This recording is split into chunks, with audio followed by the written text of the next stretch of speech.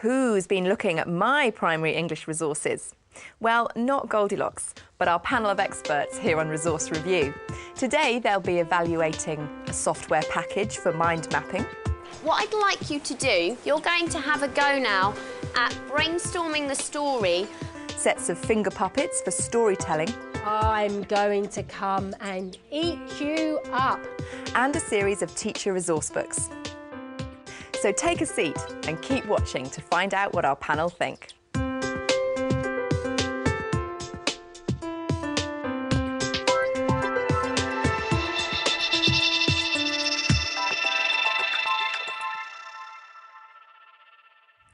Joining me to recommend today's resources, we have our subject expert, Barbara Conridge. Barbara is chair of NATE's Primary Committee. Joining Barbara today, we have Kate Ruttle. Kate is Deputy Head Teacher and Senko at Great Heath Primary School in Suffolk. And we also have Jill Budgell. Jill is an independent educational publisher and writer. Welcome to you all. Thanks for coming. Hi. Barbara, let's begin with your first resource. It's To Connect from Too Simple. Tell us, what is this resource? It's a mind mapping programme for primary school children, which allows them to plan writing, collect ideas, import pictures, text, illustrations to help them to do that. And the thing that makes that programme different from lots of the other things that I've seen is the fact that a whole class of children can use this on a network of computers in the classroom so that they can plan jointly as well as separately. I like it because it isn't content-based, because teachers can make of it what they will, and so can children. But it really helps children with their logical thinking. It helps them to develop things at the level of a sentence or at a whole text. It means that they can plan things logically and they can do it collaboratively. It's a very powerful planning tool for children to help them structure their thought. Great. Well, thanks very much. We went along to Woodlands Junior School, Tunbridge in Kent, and joined Stephanie Apps as she took her Year 5 class on a mind mapping journey. Concept map.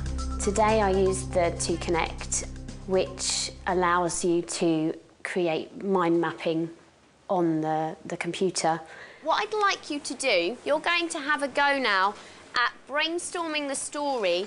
Well, we're doing a brainstorm about Theseus and the Minotaur because we're doing ancient Greeks in history.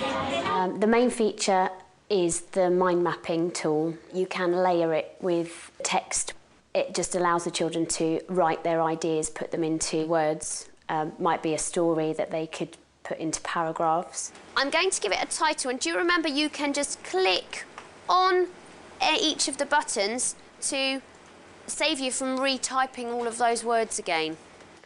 I think it is very well designed. It's great visually, and I think for some children who do learn more in a visual way, it would be a lot easier for them to remember or understand. Right, let's describe Theseus. What was he like? He was very brave. He was very brave. Anything else? Mighty. I think they've really enjoyed using it. It's different, it's fun, they've got more hands-on. You could use it in lots of different ways, I think. You could use it with younger children, planning and writing stories or a science write-up. It really could be used cross-curricular. I do think that it is value for money when you think of the uses.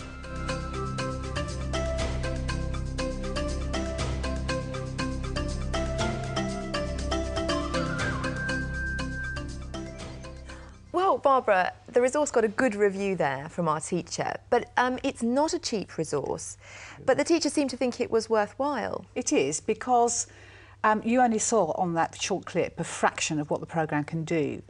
And it is a cross-curricular tool. It's an open-ended resource. It's not content-based. It means that you can use it across all year groups. You can use it in the computer room. Or you can use it on an individual computer or on a whiteboard. So it really is what the teacher makes of the programme that makes it worthwhile. OK. Thank you. Let's see what our panel think.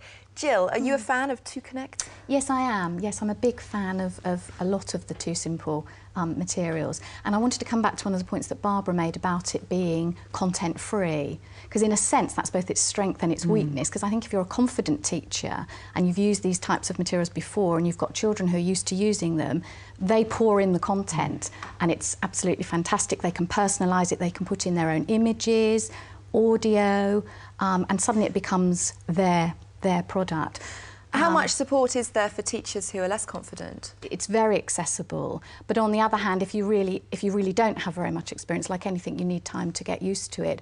But it really is very, very quick, and they usually offer tutorials on the disc to support you. OK. Kate, what are your thoughts? Well, putting my special needs hats on, I think that any kind of mind mapping software is so important for special needs children.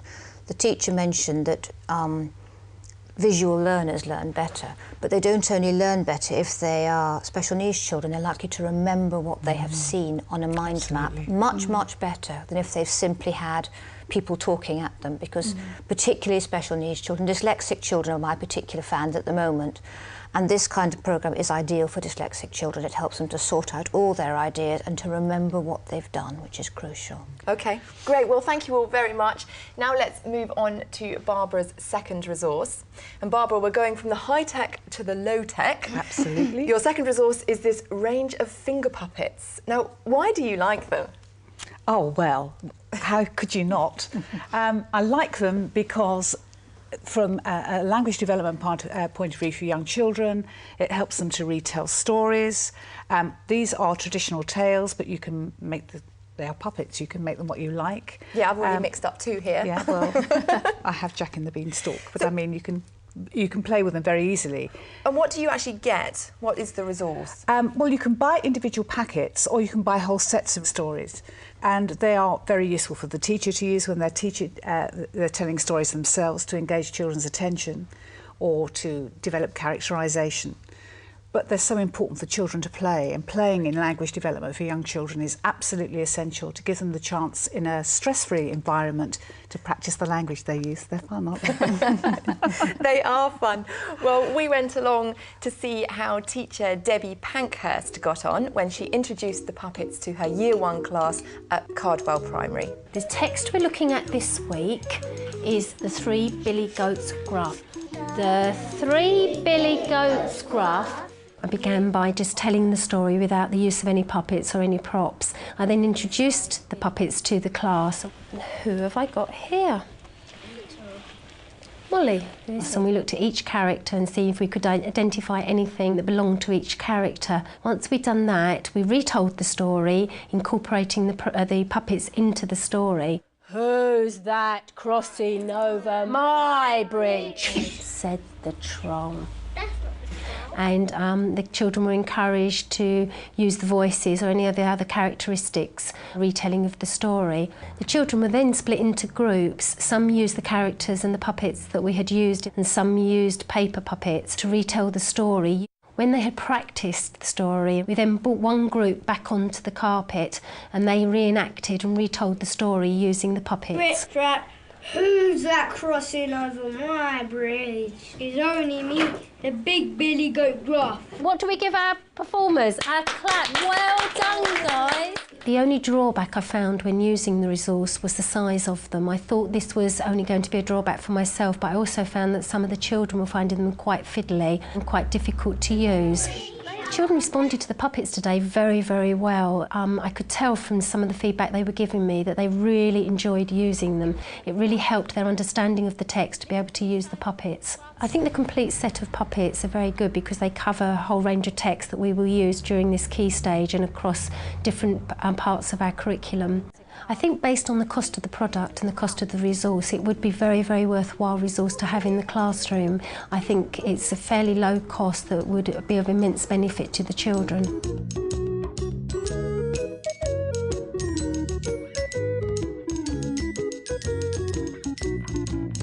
Well, Barbara, I do like these little puppets. They're very well made and very reasonably priced. But the teacher said a little bit fiddly, really. Well, they're designed for children's fingers.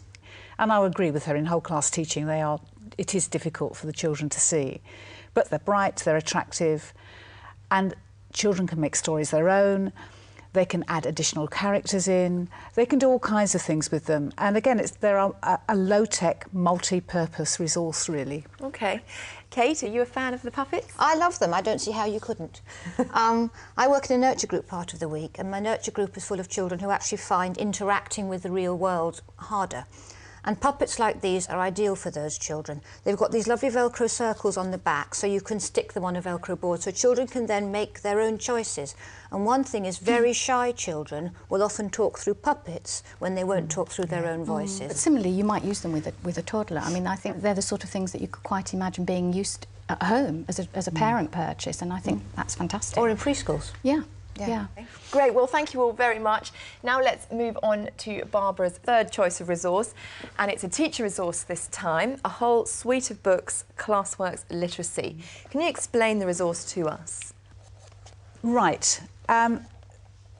These resources are planning resources and resources for teachers. They are really aimed at helping teachers to plan a literacy unit of work. It will help teachers to plan the kind of progression through a unit of work, where to start, where to finish, what to look for in terms of language points in children's writing or in text, so that they can teach them explicitly.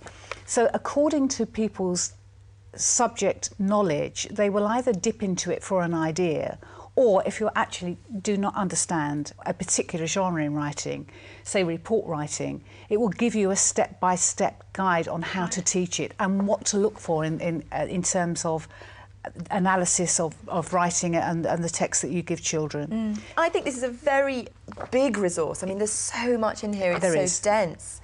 This is sort of very, very broad. It's touching on science and other subjects. It is, but it's what has always been the case with the literacy strategy. It's teaching children the specific language models that they need to use in particular subject areas. So that you're not teaching the science inside literacy, what you're actually doing is teaching the language skills that children need within science. What did the panel think? They've got some lovely ideas. I think, in a sense, there's nothing new here. There are many other resources which would do all the different bits that Barbara is talking about in different ways. I'm not sure I could give this to a teacher who wasn't confident about literacy and say, here you are, and they would become confident. I think that they would need, it might do a backup to remind them of things they've heard. But I just feel that it's sort of neither one thing nor the other. Jill, what do you think? There are hundreds of things like this available to teachers, and I think they were published in around 03, and I think with the new framework on the horizon, there probably will need to be changes. So, you know, I think they're good for what they are, but I think there's probably better to come. The thing about the new framework is that the actual fundamental things within literacy are not going to change. No. So people make of them what they like. I like the fact that they go across the whole school and that there are things in there that you can choose to I like work. the fact that they've chosen to offer blocked units. I do think that's an improvement. And they do talk about embedding ICT. Absolutely. But I found it hard to find the concrete examples of that. Well, it sounds that there's a lot in this resource. Mixed response from the panel on our third one. But just to summarise, the three resources that we've looked at today are To Connect from Too Simple Software, the Finger Puppets set from TTS Group, and finally, the Classworks Literacy Series published by Nelson Thorns Limited. For more information about all of the resources that we've discussed today, go to our website, it's teachers.tv/resource review, or you can email us, resourcereview@teachers.tv. So a big thank you to our panel, to Barbara, to Kate and to Jill. Thanks for joining us. We'll see you next time on Resource Review. Bye-bye.